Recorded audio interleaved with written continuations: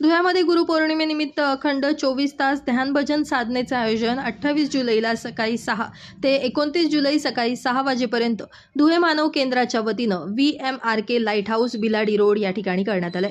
या ध्यान साधनेत सहभागी होण्यासाठी सर्व भक्तांनी कमिटीकडे नावांची नोंद करावी असं आवाहन सुदाम शिरुडे आणि जितेंद्र रणदिवे यांनी केलं आहे।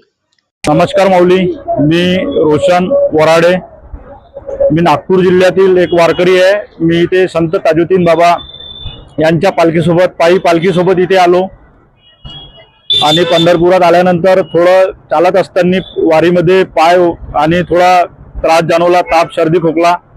इथे आरोग्य शिबिराला भेट दिल्यानंतर मला काल जवळपास 50% रिलीफ जाणवला। त्याबद्दल मी विश्व मानव रूहानी केंद्र संस्थेचे आणि जे संत बलजीत सिंगजी महाराज यांच्या वतीने यांच्यातर्फे आयोजित केलेल्या कॅम्पचे आभार मानतो आणि तसेच हा उपक्रम भविष्यात वारकऱ्यांसाठी चांगला राहो हीच अपेक्षा करतो।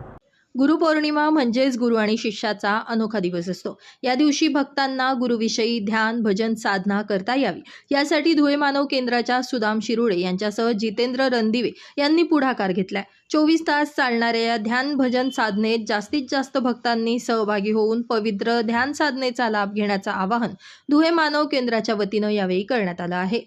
Bureau report, Lumbini news, Dhule.